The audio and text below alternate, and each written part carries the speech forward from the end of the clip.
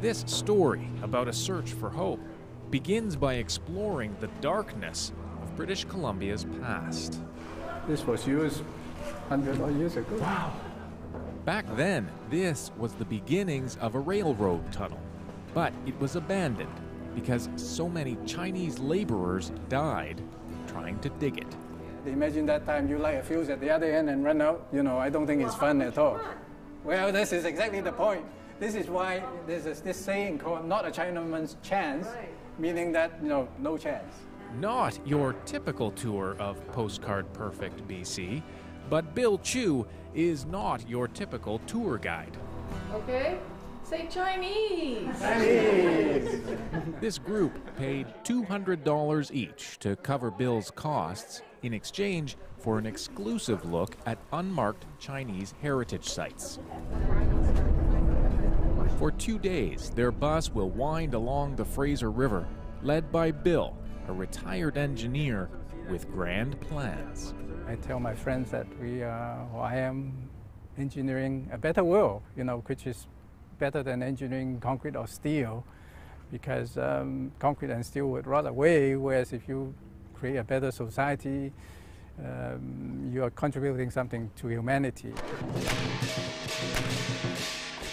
Over a decade ago, Bill engineered a remarkable exchange program.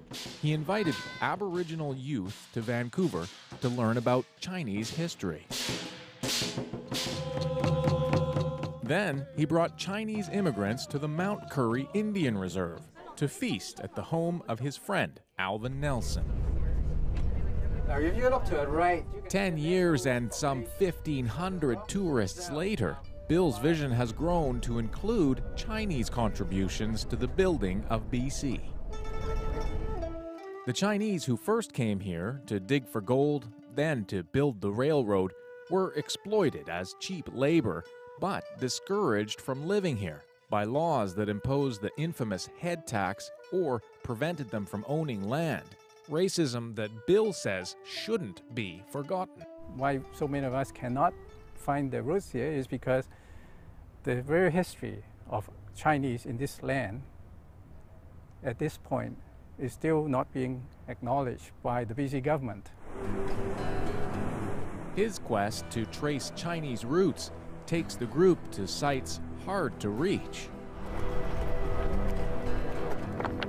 To come face to face with the ghosts of the gold rush.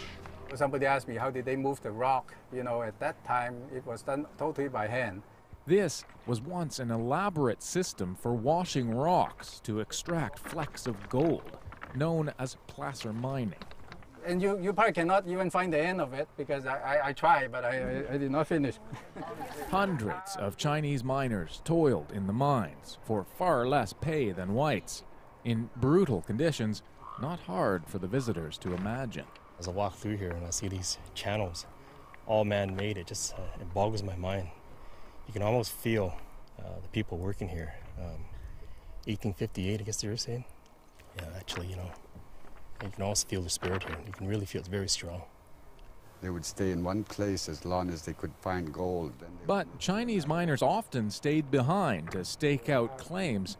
And this man comes to tell stories about how his ancestors helped them survive by showing them medicines and plants. Probably about 3 to 4 generations back, when the Chinese people became part of us and we became part of the Chinese community.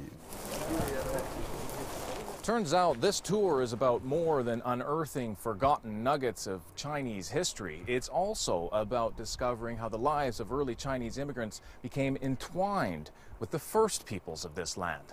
Bill brings the group to a cemetery where migrant Chinese farmers are buried, a site which would have been lost. This is the new fence. If the Indian band hadn't built a fence around it. In those days, there are two kinds of people that won't be buried in normal cemeteries, the Chinese and the Aboriginal people. So we end up buried all over the place, and it's great that they preserve it for us. In fact, as Bill fished about in BC's past, he discovered the Chinese-Indian connection was stronger than he knew. I have two lines of Chinese blood. multiple lines of Chinese blood. My mom's mom, and then on my dad's side. Some Stalo historians estimate up to a third of their people have some Chinese heritage, though those relationships often soured over the years. The Chinese, I guess, as they became more and more integrated into mainstream population, I think also saw themselves as perhaps being superior or above. I hope not anymore, but that's the way of human nature, unfortunately. My Indian name's Ahawa. Thus, breaking bread together begins to break down barriers. Today we have to eat McDonald's, Wendy's, and get a little bit of a gut. I think for people that feel that we're very hostile, a lot of people are very afraid of First Nations people. I think when they come and actually meet us and mingle with us, they get a way better picture of who we are.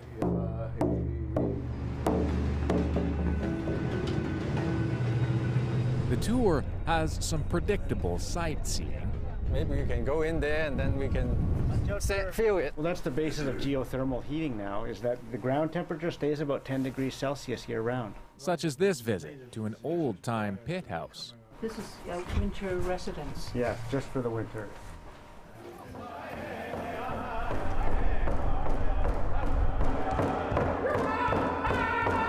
And Bill knows entertainment helps win hearts.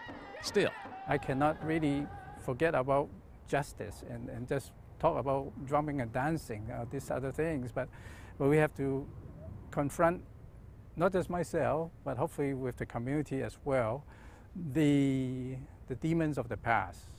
The trip ends at the home of Bill's old friend, Alvin Nelson. There was one here, but I pulled it out. Where some can't hide their frustration. If I'm a human being, they violated my rights.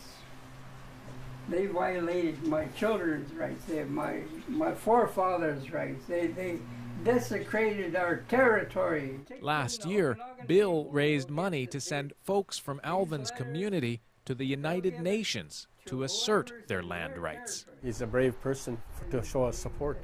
What Bill is doing is nobody else is doing. And I think that Bill's work made a big difference for our people. The last stop is the Reserve's food bank to donate 400 pounds of food. Bill says it's about more than charity. It's more about Canada, how we want to engage in nation building and how we want to seriously tackle a problem by just joining a tour or by doing similar things. And this is something that everyone can do in Canada. It's not something just Bill Chu can do. It's not easy to bridge cultural divides, but it's the kind of work that may pave the road to reconciliation. Duncan, McCue, CBC News near Lillooet, BC.